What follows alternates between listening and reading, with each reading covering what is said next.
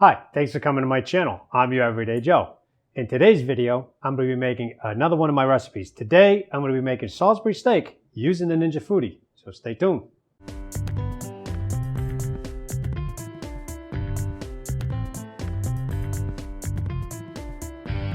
If you want to show support to this channel, be sure to click the subscribe button. And to stay up to date on new content, when we release it, ring the notification bell. Now let's get into the video.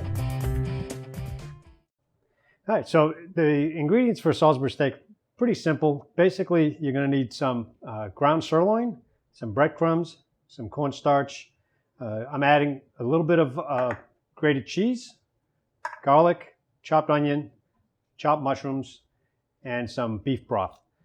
We're going to be adding a few other things as we go for seasoning, but we're just going to get started right now. I've already chopped up the mushrooms and the onions. Just waiting for the pot to get hot enough here. So let's test the temperature here. So we want to make sure we get a nice sear on these mushrooms, give it a nice color. Okay, looks like we're reading about 430 degrees. That's plenty hot. So what I'm going to do is add just a little bit of oil in there, just to get things going. Get the mushrooms in here. You hear that sizzle? That's perfect. Okay, get those in here. And I'm not going to salt them because I'm not worried about getting too much of the water out right away. I want it to kind of toast in there a little bit. So just going to give them a little toss. And I want to flatten them out so they get nice color on them. And this is probably about 5 or 6 button mushrooms, not too many of them. So if you put too many in here, you may just steam them. So I'm only going to be making a couple of Salisbury steaks. These are very rich, very, very heavy. So we're gonna let that cook up a little bit and brown up. So I'm just going to keep moving them around. So as the water comes out, it's going to evaporate fast because it is pretty hot.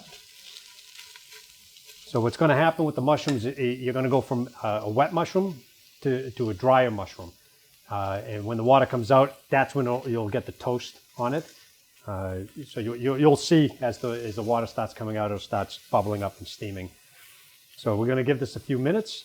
And in the meantime, we're going to get the meat ready. And this is just a ground sirloin. You can use a couple of hamburgers. This was just a regular sirloin ground up. We're going to add 1 egg. So let's crack that in there. All right. And it's basically the same way you would make meatballs or a meatloaf. Kind of the same idea. So we're going to get some of the breadcrumbs in there. Not going to get too many. It's about a half a cup's worth. I'm going to do a 1/4 cup at a time. And then about a tablespoon of grated cheese, Parmesan grated cheese. Going to get the garlic in there. It's about 3 cloves of garlic. They were kind of smaller, so we're just going to use those. And we're just going to get in there and just kind of work it in. Make sure it stays. It gets. Want to make sure they mix up nicely. And if it's too wet, we add a little bit extra on the breadcrumbs. So depending on the consistency that you get. Okay, just move that along. Okay, add some more breadcrumbs in there.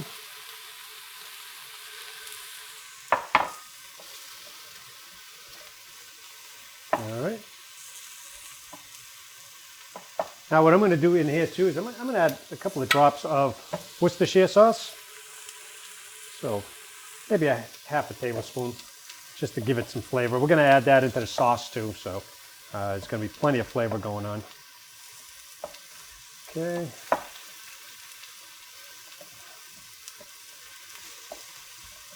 All right, the mushrooms look like they're starting to toast. So at this point, I haven't added any salt and pepper yet. There's going to be plenty of flavor in here. The Worcestershire is going to bring that out. You have some salt in the grated cheese in here, so it should be okay. So basically what I'm going to do is I'm just going to make like a meatball, a little bit larger than a meatball. Just a big meatball. Just a big meatball. Meatball. All right, so get that in. And then just flatten it out. You can make it into a burger. traditionally, it's kind of oval shape. So we're gonna flatten it out, kind of like that. So I'll probably get 3 of them here. Okay, roll that up and flatten it out.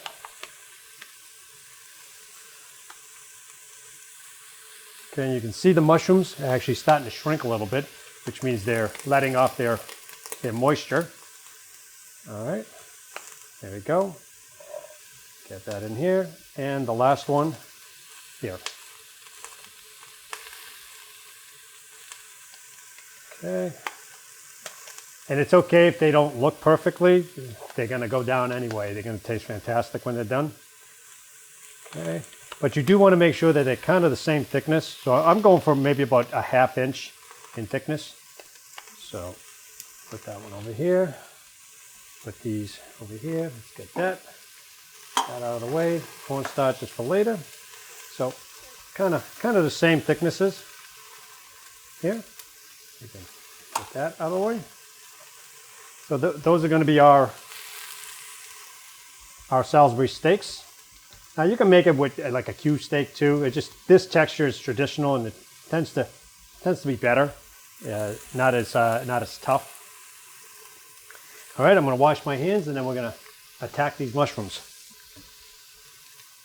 All right, so now we're going to get back to the mushrooms here, and you can see they actually browned up nicely. So we're just going to give them a little toss and make sure that we get as much of that caramelization on the mushrooms as possible.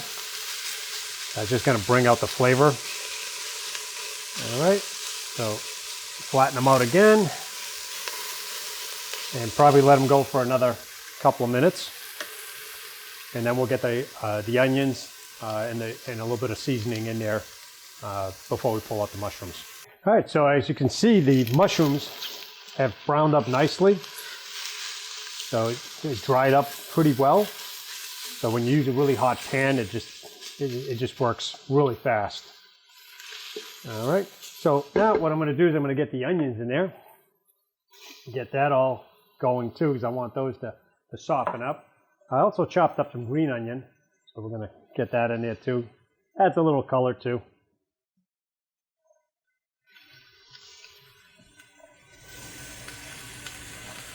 Okay, get that in there, give it a toss.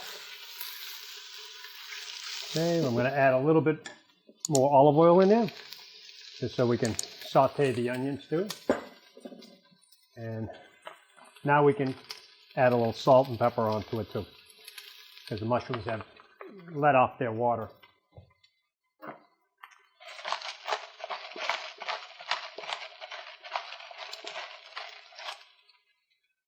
Okay.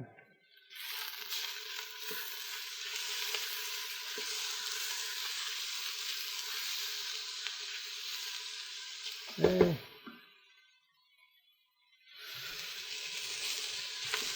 All right, so we're going to let these go for a little bit. We're going to let them soften up. Now is when we're going to get the cornstarch. This is about 1/2 teaspoon cornstarch. You can use like a potato starch if you like. This will help thicken the gravy afterwards. So just going to sprinkle that in. And just kind of, we want to cook off some of that. You can use flour. Flour works too. All right. So now they don't have to be completely soft in here because they are going to continue to cook in the gravy. So at this point, I'm going to pull the onions and the mushrooms out. Okay. Now you can leave them in and just make the gravy too if you want. The meat can cook in the gravy. I just want to get a little bit of a crust on the meat.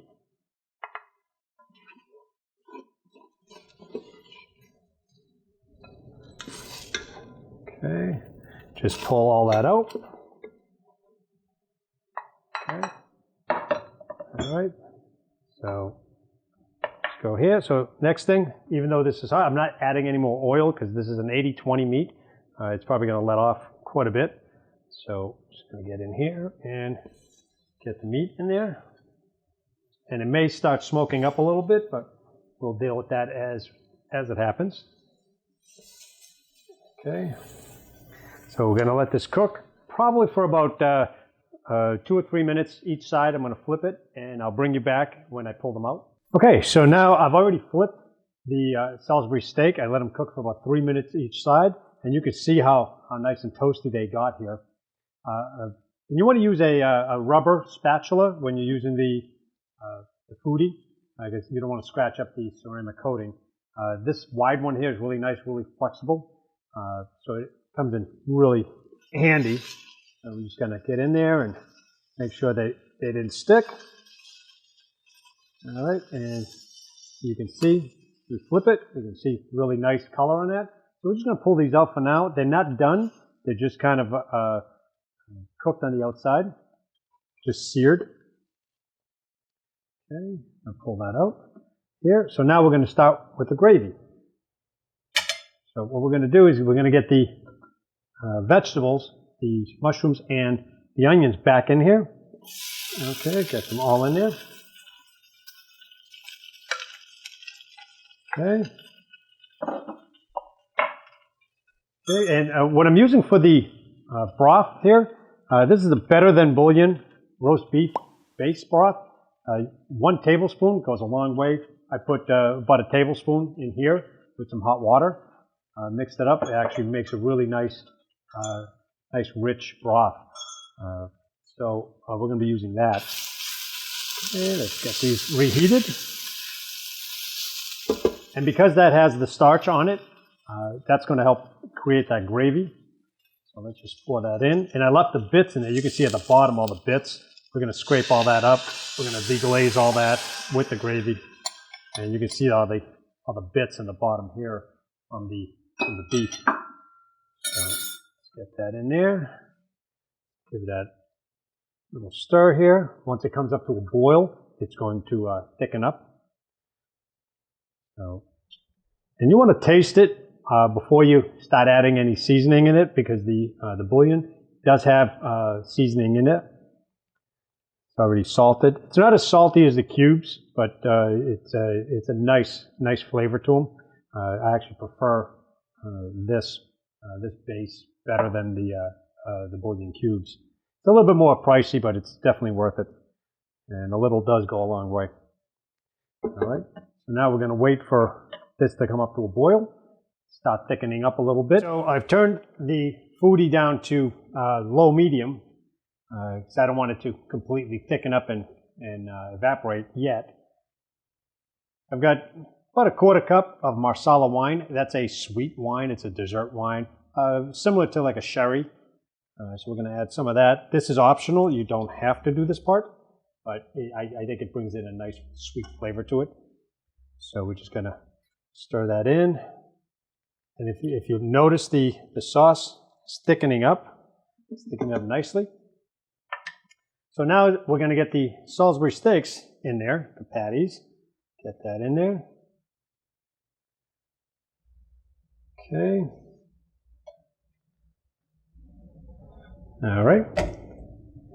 And I'm just going to use a spoon here to kind of spoon the sauce over the top, or the gravy over the top, just to keep it moist so it doesn't dry out. I'm going to let it cook slowly. I'm going to let it cook slow for probably another 10-15 minutes until the meat is completely cooked. I'm gonna put a lid on it. If you have one of these lids, I got that from one of the other pots that I have. It's just the right size. So I'm gonna put that on there just so we don't evaporate all the liquid. I want to keep most of the gravy in there. All right, so this is just about done. I did turn the foodie down to low so it could kind of settle the boil a little bit. But as you can see, the gravy is thickened up really nicely. Just get rid of that lid. So what I'm going to do here is I'm just going to spoon over some of the gravy over the top. All right, just to give it a little bit of moisture. I mean, they cooked in the gravy, so they should be fine. All right, so I'm going to grab that one there. And they cooked probably for about 10 minutes, 15 minutes total. in the gravy. So I'm going to put all 3 of them on here. Obviously, I'm not going to eat all 3. All right, so I'll put that on there. And I'm going to grab some of this mushroom sauce right over the top. Like that over the top. Like that. I mean, look at that. That's beautiful. It smells fantastic. You can smell that Marsala wine. Although the alcohol cooked off, you can smell the sweetness. So we're going to give this a taste. But first, I'm going to throw some of these crispy fried onions on the top. You know, just for looks. So put some of these on top here. And it makes a nice little presentation too. All right. Okay, that's good. And these are delicious. Not the healthiest thing for you, but they are delicious. You can even put this in a sandwich. I'm sure it's fantastic in a sandwich. It's like a meatball sandwich or a meatloaf sandwich. Throw some cheese over the top, really nice. Or make it with some mashed potatoes. Mashed potatoes go good with Salisbury steak. So I'm just going to cut into it here. And you can see it's real juicy. Real juicy, it's not dry at all. Cooked all the way through. Smells fantastic.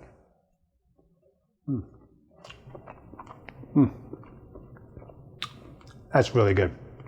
That's really good. If you're a fan of Salisbury steak, and I'm not talking about the frozen ones, make them like this. You'll never go back to a frozen one of those TV dinner ones. I don't want those. This here, it only took about 20 minutes total, prep time and cook time. So it doesn't take long to cook. The flavor is fantastic. If you give this a shot, let me know in the comments section below.